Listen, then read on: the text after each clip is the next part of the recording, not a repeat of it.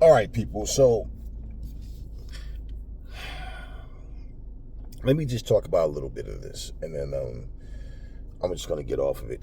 Um, I was watching SmackDown, and let me say this: the Fraxium DIY match was cool. They had a nice, fast-paced back and forth match. Fraxium got the win. Um, nice match though. Um, there was a time where they tried to take the mask off of Axiom's face, and that didn't work. They started beating Fraxium down after the match. DIY, of course. Then Motor City Machine Guns, they ran out and made the save. But that to me was the only. Oh my goodness, man. Okay, but the rest of the show, I don't honestly. Um, I really don't know. I don't understand how you write a show like this. The fact that somebody's even writing this, it honestly just feels like they're just going on the fly. Just okay, do this, do that. Like they just make up their mind like minutes before they go out. That's what it feels like. It just the fact that somebody's writing this stuff, I don't get it.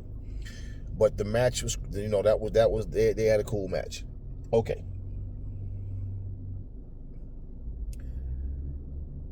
Chelsea Green, uh, Alexa Bliss, and anytime that you know Mia's in the match, you don't really expect her to win anything, especially if it really means something. She's a gimmick. She twerk and get the crowd. Like this match was just. It was just a very weak, childish match between Mia Yim, Chelsea Green, and Alexa Bliss. Alexa gets the win. The match was just weird. It really was weird. Mia Yim and Alexa Bliss were pretty much teaming up at one point to go against Chelsea, and it was just a goofy ass match. Really nothing to even really remember. But Alexa got the win. Okay, she's back, and she finally, got back in the ring. All right.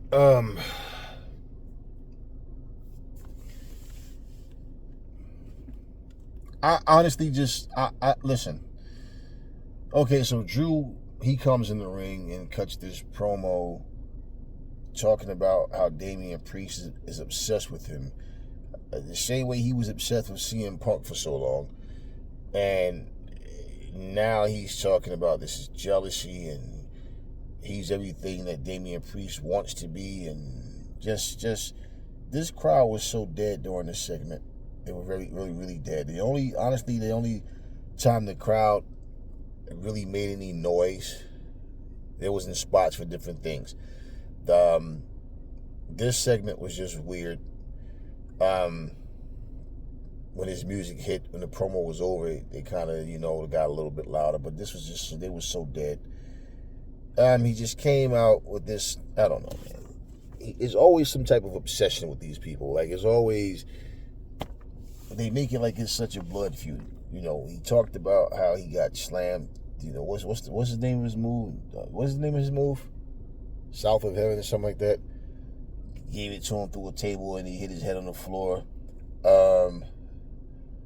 I do remember that at Backlash, and I do remember thinking he probably got hurt for real.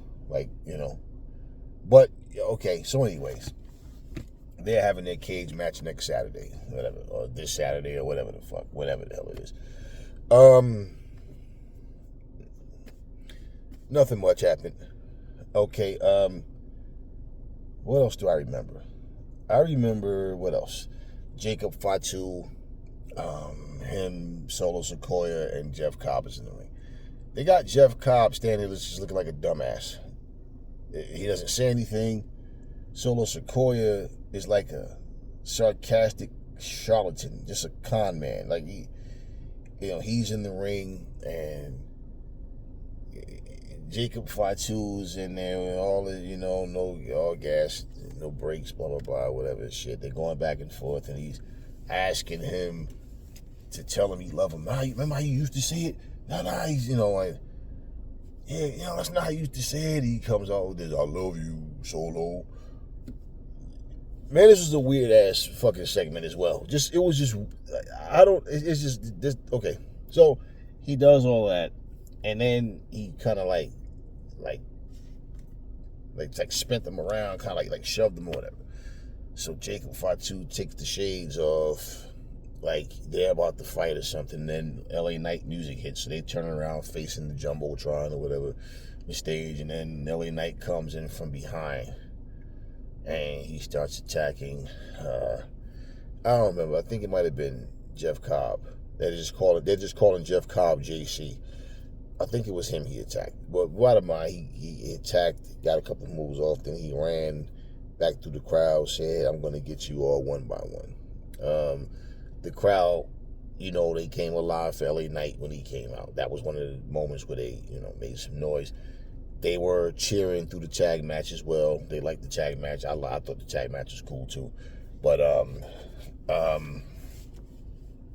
that was that. So it's obvious it's going to be some ongoing thing with LA Knight, Solo, and JC.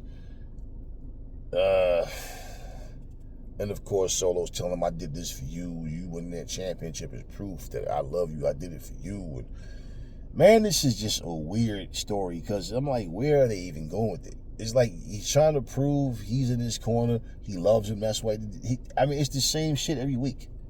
It's the same thing. They keep doing the same things. Like, where's this story going? Okay, you love him. That's why you did it. He's the champ because of you. You helped him. JC helped him. Okay, but where are you going with this? Man, this is weird. I don't know who came up with Solo Sikoa's character, man, but like, wow, man. Like I said, Fatu is what they intended for Solo to be initially. I don't know if they feel like he just wasn't fit for it. I don't know, man. But I don't know, man. What else do I even remember, man? Like, okay. I don't know, but I'm gonna say this because I don't even remember what the hell else happened. This R-Truth John Cena shit. I told you guys, because he put him through the table and all that, they're gonna end up having a match, and basically this is gonna be probably Saturday night's main event. Okay. R-Truth can't beat any top guy. He can't beat nobody top level. That's not how they use him. Man, this story and this whole friendship thing, he's being interviewed in a way that he's talking about John Cena being a hero, the guy that I know wouldn't have done this. Now, I don't know if something's going to happen and he's going to be the one to snap John Cena out of this bad guy phase, and he's going to feel regret and feel sorry and go back to being a face again, whatever. And then they might turn Cody heel. I don't know, man. Right? But what really feels so incredibly stupid? One, I don't like R-Truth's character because they make him a goofball, and he acts like a complete imbecile. Like this man is 53 years old. John Cena is 48. He's 5 years older than John Cena, and this whole John Cena is his childhood hero. You guys are both grown-ass men as wrestlers. Where's this childhood hero shit coming from? Like, at least make the fucking story make sense. At least make your storyline friendship make sense. He's your childhood hero. Yet you're 5 fucking years older than he is. And the thing about it is, he didn't always have this silly, goofy character. This is what the WWE chose to do. It's 2025 and he still comes to the ring singing that same fucking song, that same rap, that same time. What's up? That same shit. And I'm watching him sit there talking about if he don't want to fight John, but if he got to be the one to beat the sense back into him or whatever, he'll do it. I'm going to do it at Saturday night's main event. And I'm just sitting here like, okay. This is what they gave us. I don't even remember if there was another match. I don't. I honestly don't even remember at this point. But I'm pretty sure tomorrow's going to be some more irritated folks that's going to give their opinion on this whole thing as well. And wow, WWE, like, this direction is, oh, wow. But yeah, man. Yeah. R-Truth accepts that role, and that's what he does. Okay, fine. But, I think about Eric Young.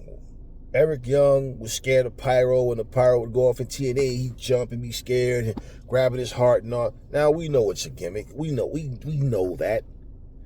But what I find, like, when I looked at Eric Young, he was a person that said, man, this dude really can wrestle. And R-Truth was over there. R-Truth was the champion over there as well in TNA. And this is when they were using the NWA title. And I remember saying the problem with people like Eric Young is that character would never be world champion. They would not take them serious. And they turned him to a serious character, a serious heel, and Eric Young has been playing that role for the longest now, and he does it well. But the thing about it was when he became the champion and he showed, like, yeah, we already knew he could wrestle. And he played the heel role very, very good. But R-Truth was a more serious character when he was in TNA. And when he came to WWE and he turned into this clown, and they just stayed with it, and that's what he's been. I mean, I'm pretty damn sure if Dustin Rhodes was in WWE right now, he'd still be, because he got shocked. That stupid shit. Like, he'd still be doing that dumb shit. And I'm just looking like, we're getting ready to get John Cena versus R-Truth.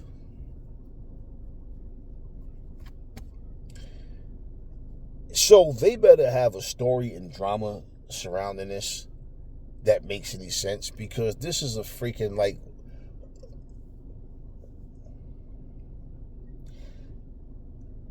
and I wouldn't be shocked to read comments that somebody actually think R-Truth has a chance to win this bullshit. It's really just weird. It's like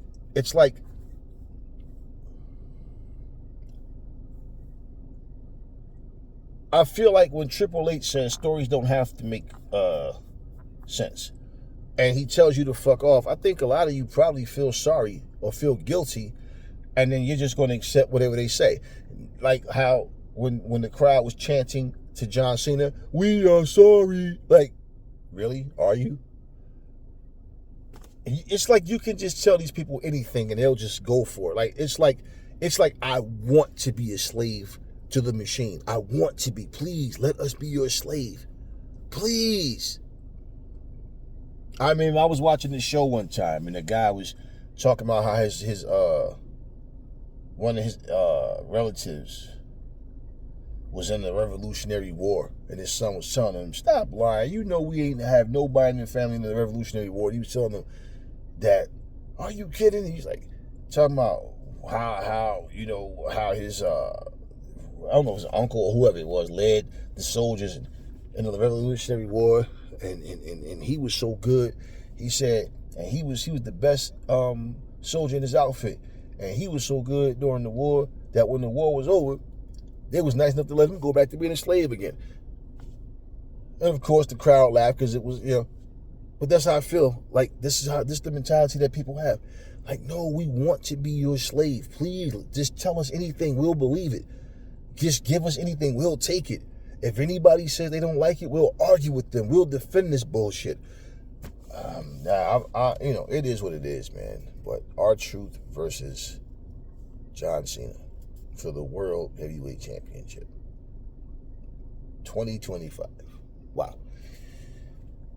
So, I don't know. We'll see if this is one of these things where he does some really terrible shit to R-Truth and then really snap out of it and realize that he was, oh my God, what have I been doing? And like, if this is going to be one of those moments.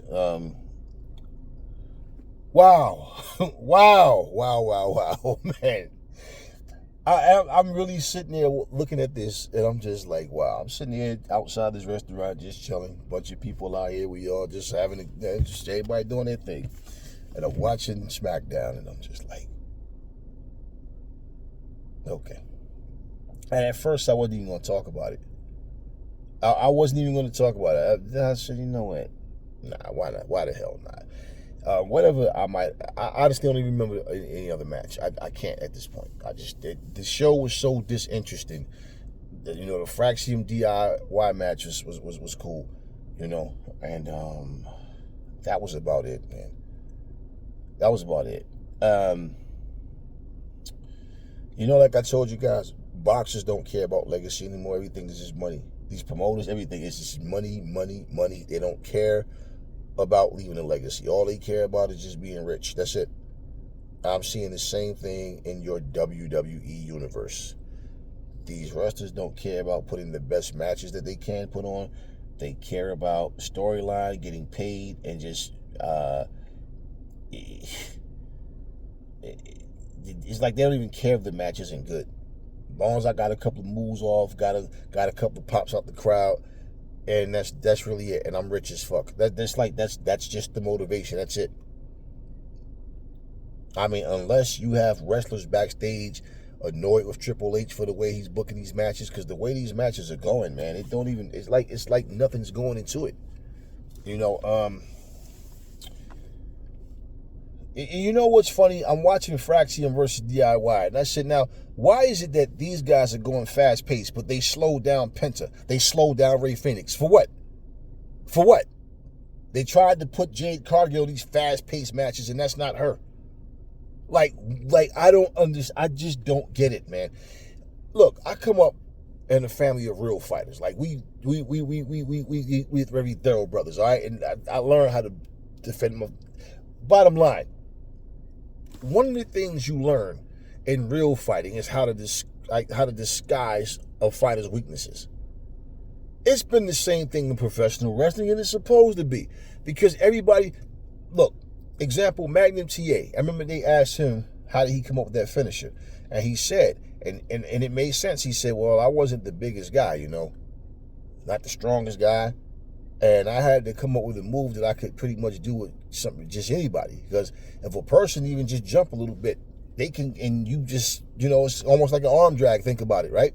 If y'all don't remember, Magnum CA's move was he throw you to the rope. He kind of like does like a grab you and like throw you over and he, roll you up and pin you. And it made sense, because it's like when I